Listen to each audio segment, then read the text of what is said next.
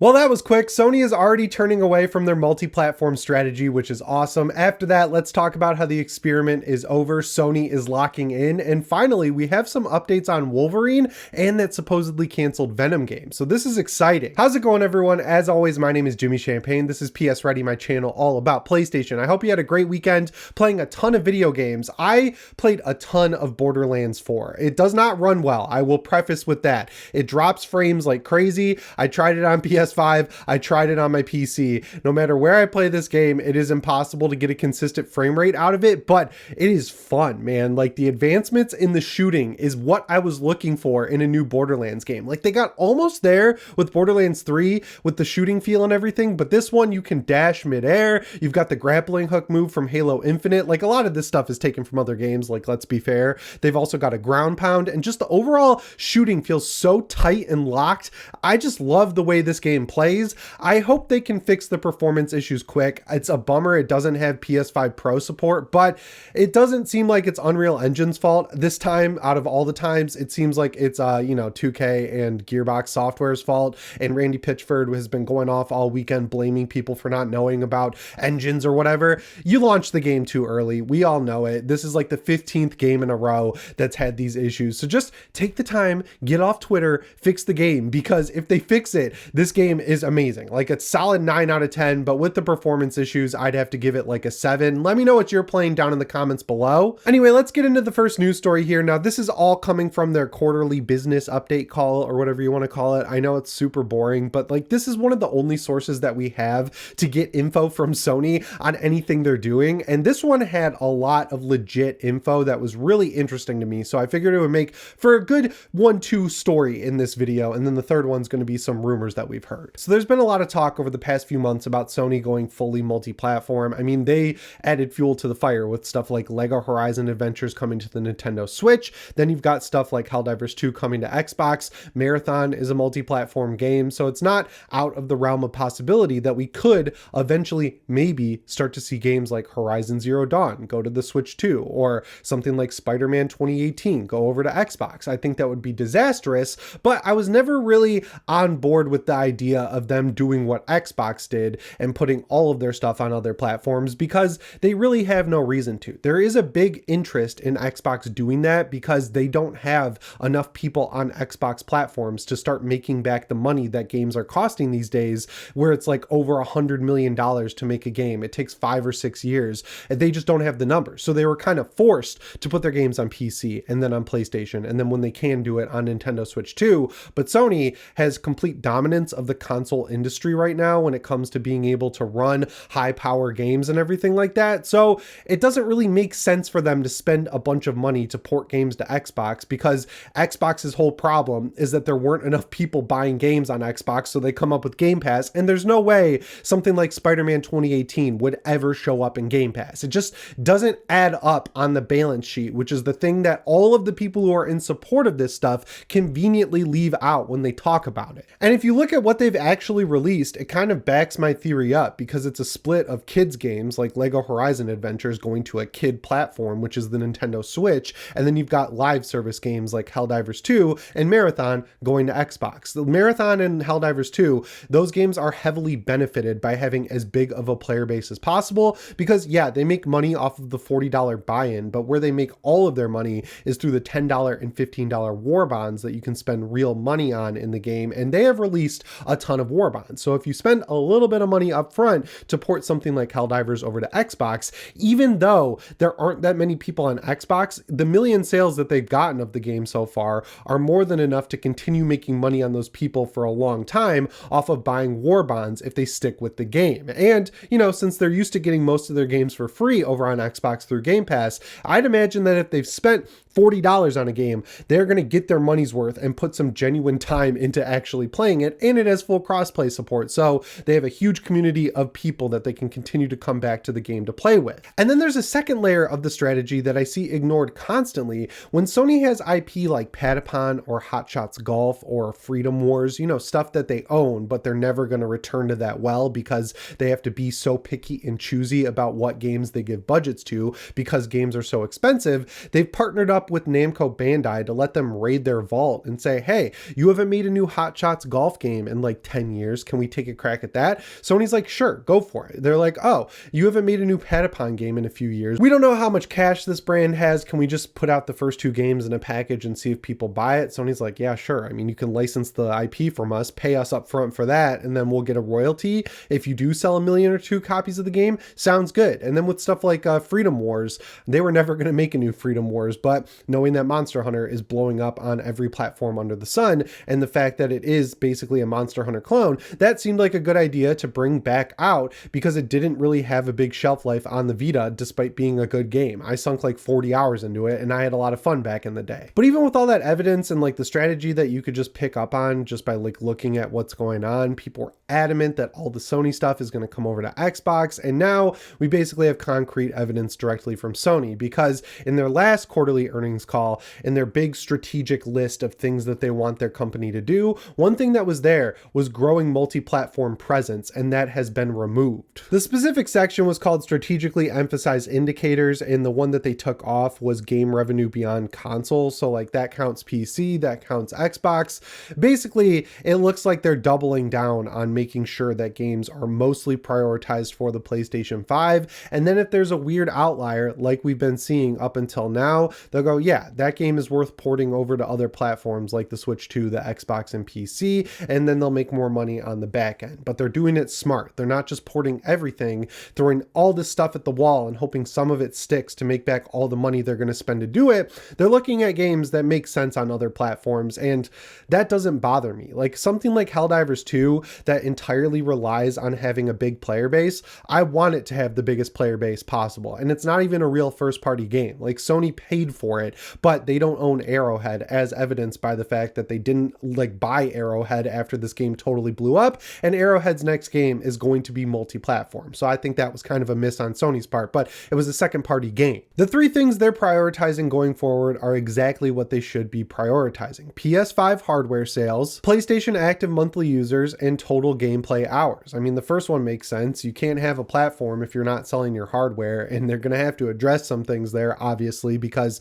one of the biggest barriers to getting a PS5 is how expensive it is. But the second part of it, making sure that they grow the PlayStation brand. I know you can log into the PlayStation Network on your PC, but I don't think that really counts to them because people are fickle, right? Like if you were only playing PlayStation games on PC, that would be one thing. But you're going to play a PlayStation game when it's on PC, and then when Xbox releases a game, if it's interesting to you, you're going to play that and log into Xbox. So you're not really a diehard PlayStation user that they can count as part of the ecosystem, outside of just like saying, oh, we have technically this many users. They want the hardcore people who are there on PS4, PS4 Pro, PS5, PS5 Pro, and eventually PS6. They understand that the strategy Xbox is using, where it's like goes so broad that no one knows what an Xbox is because you're saying everything is an Xbox, that hurts in the long run. So they're saying we're doubling down on PlayStation hardware. The third bullet point of total hours spent on PlayStation is also a good one. It can kind of be read 2 ways, because the games that make people spend the most time on their PlayStation are stuff like NBA 2K, NCAA football. I almost said NCAA Madden, but that's technically what it is. The NCAA football game, of course, stuff like Call of Duty, stuff like Fortnite, you know, the games that give you daily challenges. They're free to play. You buy a couple skins, you hop in with your buddies. Helldivers 2 could even be thrown in that mix. But on the other hand, I think they understand, because of what we're going to talk about in the next news story, that they also keep people playing by making great single player games, right? Like the time that they're going to play is short-lived compared to something like a multiplayer game, but that is integral to making people wanting to buy a PlayStation, right? Like being able to play an exceptionally great game on one platform only, not PC, not Xbox, not Switch 2, but on the PlayStation platform, is what got people to buy consoles in the first place. And they kind of messed around with trying to see if people would still buy PlayStations if they could get games on other platforms. And I'm assuming they saw data that supported the fact that people don't buy games on PlayStation if they can on other platforms. So it's good to see them refocusing. I'm honestly a little bit surprised that this is how things are going, because, you know, just with how everything's been going, not just with Sony, but with Xbox, Nintendo, and really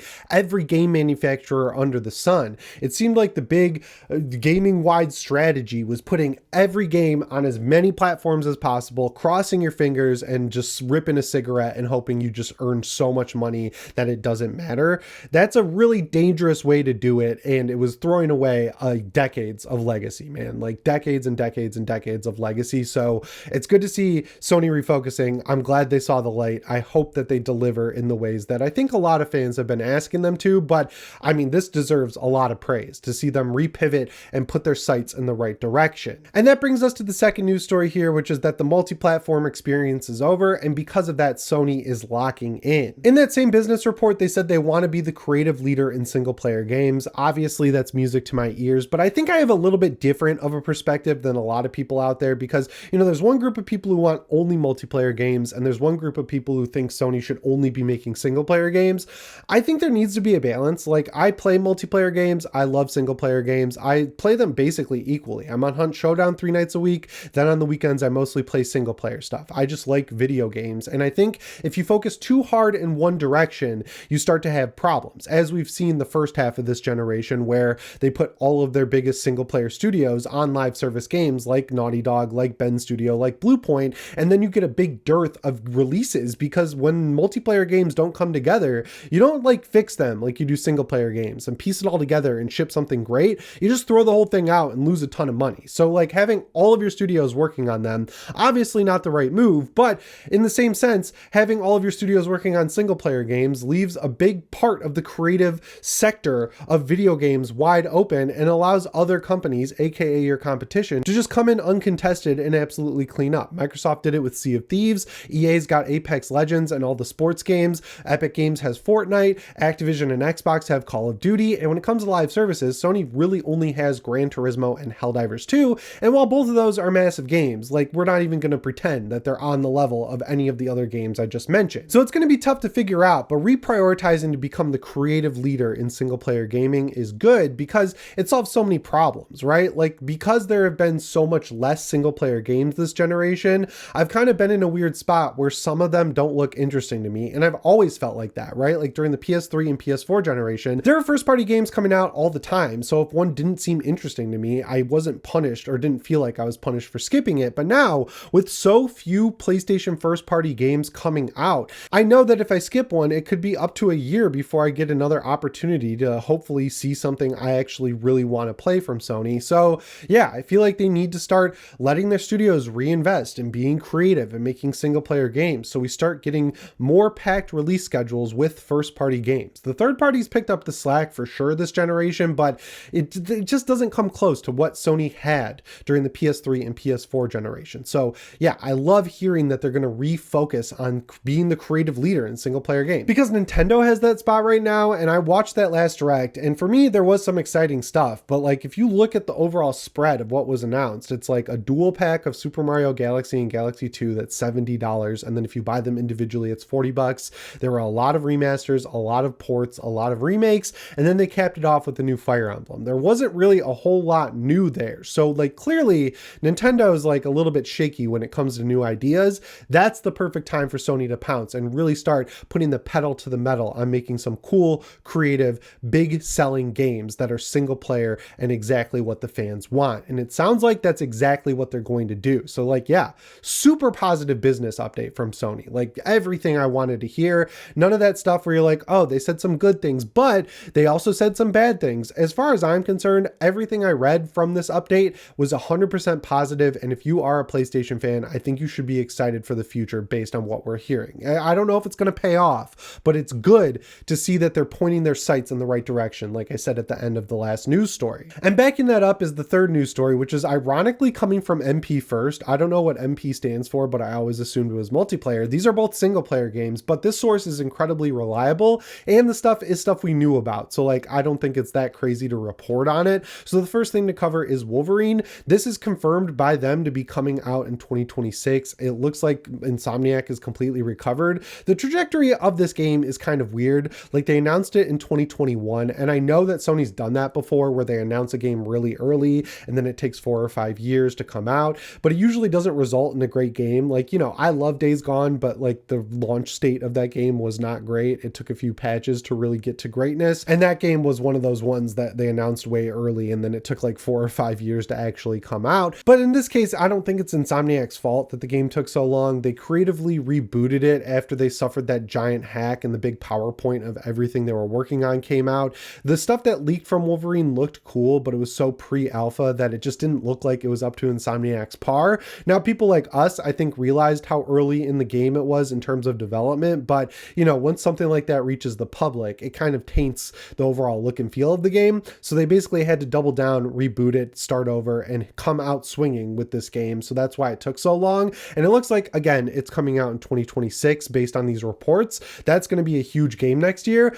Through that leak, we also heard about Venom being a standalone game that was going to be a sequel to Spider-Man 2. And it sounded like that got canceled for some reason, along with the Spider-Man 2 DLC. I think the Spider-Man 2 DLC got canceled because of low sales on the game, and they were like, shit, we just got to double down on Wolverine. We got to figure out what's next and move forward. That's fine. I was not a fan of Spider-Man 2's story. I think you can put a bookend on that game and then use it as a launch pad for better stuff. It seems like exactly what they're doing is that, where Venom is still in development, but weirdly enough, they're changing things up a little bit. It's not going to continue with Harry Osborn as Venom. Sorry, that's a late spoiler for Spider-Man 2. Eddie Brock is going to get the symbiote suit, and he's going to be very true to his comic book sort of persona. Any way they take it could be cool. Like when Eddie Brock is regular, like big hulking Venom, he's awesome. But on the other hand, there's a huge arc where he's Agent Venom, where he works for the US government as like a spec ops dude because he's a veteran who loses his legs in war, and then the symbiote gives him his walking back. So like in exchange for that,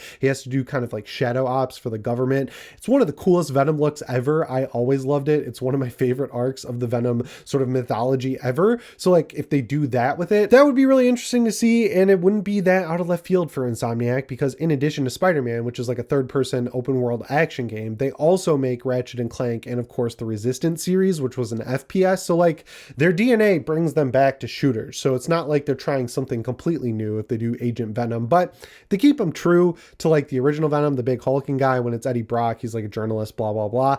I think that's fine too. They tease some stuff that was from the newer Venom comics, like the King in Black and everything that they used in the third Venom movie and stuff like that. I don't know. I mean, either way, I'm just glad that they're still making this game and that it will come out, because there's a lot wrong, in my opinion, with Spider-Man 2. One of the coolest things in the game was Venom and getting to play as Venom and just fly around beating the crap out of people and like literally eating them. I thought that was like one of the coolest parts of the game, and that they could have had way more Venom stuff instead of solving puzzles as Peter or walking around as the Mary Jane redesign, which was terrible. But between Wolverine, Venom, Intergalactic, and whatever else we don't know about, it seems like they're already starting to deliver on their new strategy of being, again, the creative leaders in single player gaming.